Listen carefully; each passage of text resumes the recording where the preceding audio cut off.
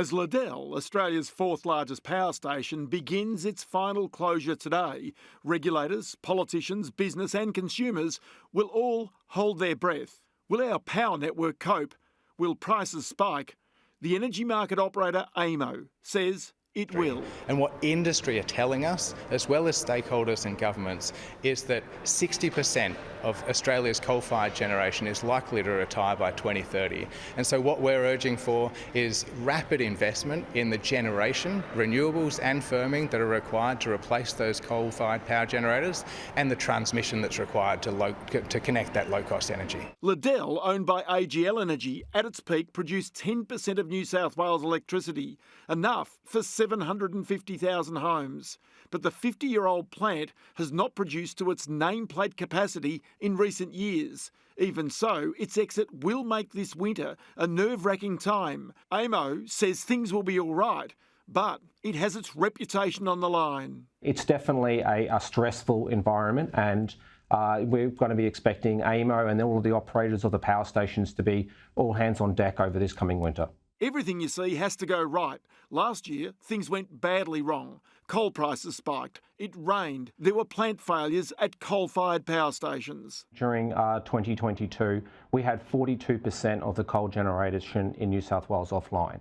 At that time, it was Liddell was part of that, but also outages across all of the other major coal generators in New South Wales. Even now, the Callide C power station in Queensland, its owner in voluntary administration, will be closed until September at least, after an explosion that dates back to 2021. We're very alive to the risks that remain in the system.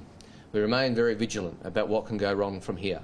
The system does remain under pressure, but as I said, the fact that we have withstood a situation where load shedding was indeed looking likely, where blackouts were possible, and we've managed to avoid all the above, and there has been no impact on the reliability for consumers, is a very good thing. Well, Ed Boyd this afternoon is on the shore of Lake Liddell, home of that power station. Ed, what sort of reaction can you tell me you're getting from the locals there?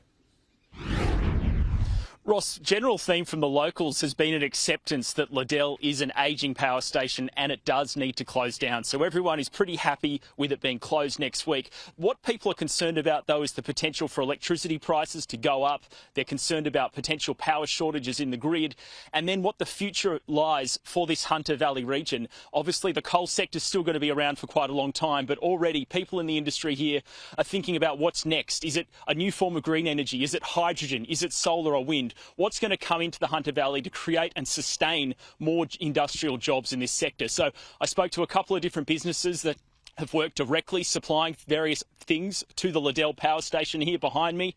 And I also caught up with the Mayor of Muswellbrook too, just to get a sort of general vibe of the area.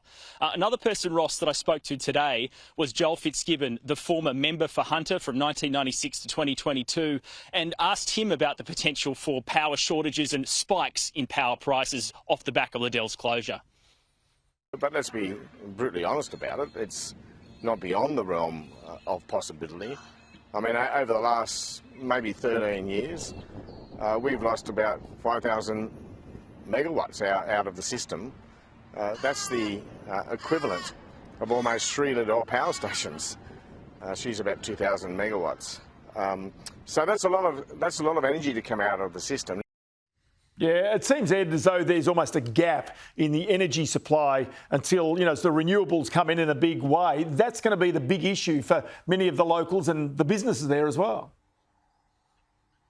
Ross, that's what all the locals have been talking to me specifically about. And the other thing, of course, is the potential closure of the Eraring power station, which is a bit closer towards Newcastle, further down the valley. But that is Australia's largest power generator, and that's meant to be going offline in 2025. So a lot of people today that I've spoken to have concerns about that closing in the next couple of years too, and the jobs of the people that work in these power stations as well. So there is a bit of worry up here, but there is also an acceptance that the country is shifting slowly away from coal-fired power to other sources. But the question is, who's going to bring the investment into this area and start to build these new greener energy hubs to generate power and electricity and jobs for this Hunter Valley area? Yes, Ed Boyd there on the banks of Lake Liddell. Many thanks for your time today.